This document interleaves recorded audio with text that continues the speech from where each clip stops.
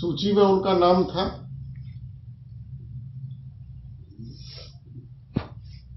जो प्रचारित भी किया गया और उस प्रचारित सूची से केवल एक ही नाम कटा, वह भी सुनील भराला का कटा।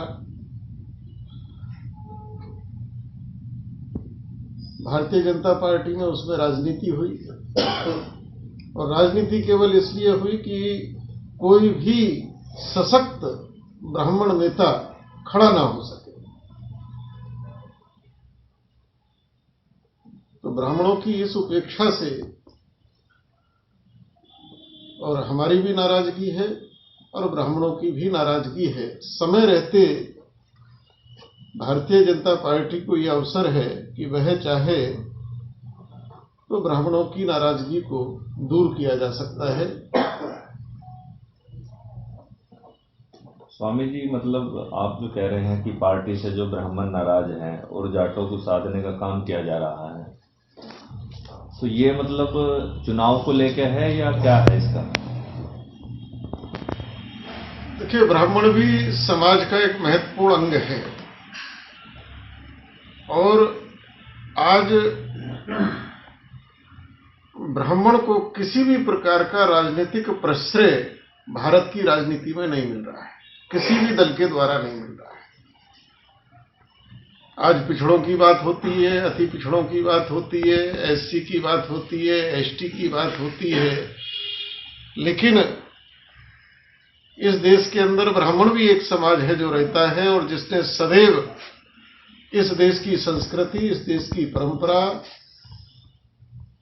उनको सुरक्षित रखा है, इस देश के धर्म को बना के रखा है और जब जब आवश्यकता पड़ी है तब तब उसने बलिदान भी दिए हैं, समर्पण भी किया है।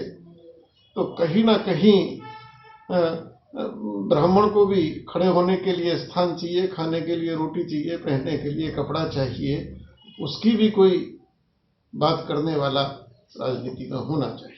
स्वामी जी, जो नाराजगी है वो टिकट कटने से लेकर है या ब्राह्मणों को कम टिकट दिए गए हैं या फिर उनका सम्मान नहीं हुआ पिछले 5 साल से, किस तरह से मतलब नाराजगी है? और उस नाराजगी का जो आने वाला विधानसभा का चुनाव है उस पर क्या असर पड़ेगा? नाराजगी का बहुत बड़ा कारण है सम्मान। कि ब्राह्मणों के लिए सम्मान पूर्वक 2 शब्द भी कोई नहीं बोल रहा है। ब्राह्मणों के जो सशक्त नेता हो सकते हैं उनको काटा जा रहा है।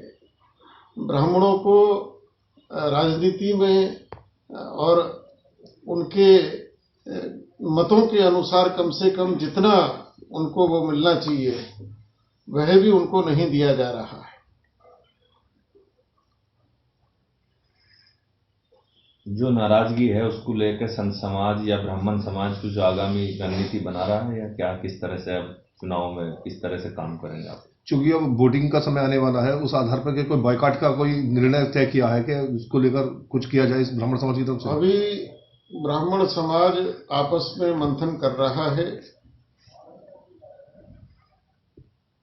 और वह अभी चुप है, लेकिन ब्राह्मणों की धारा किसी भी दिशा में मुड़ सकती है अगर इसको समय रहते नहीं साधा गया। स्वामी जी, आप उत्तराखंड से भी जुड़े हुए हैं, वहीं पर आपका प्रवास भी है और यूपी की राजनीति में भी लगातार आपका जो है आना जाना रहता है, मिलना सबसे, सीएम हो या डिप्टी सीएम हो। तो दोनों राज्यों में जो चुनाव हो रहे हैं तो उसमें क्या बीजेपी की क्या स्थिति रहेगी? सरकार बनेगी या किस तरह से रहेगा? पहले भी भारतीय जनता पार्टी सदैव संतों के आशीर्वाद से ही सत्ता के नजदीक पहुंची है, सत्ता के शीर्ष तक पहुंची है। भारतीय जनता पार्टी अगर संतों का आशीर्वाद उसी प्रकार से लेती रहेगी जो कि अभी कम हुआ है, उसी सम्मान पूर्वक उनका आशीर्वाद लेगी तो बनी रहेगी।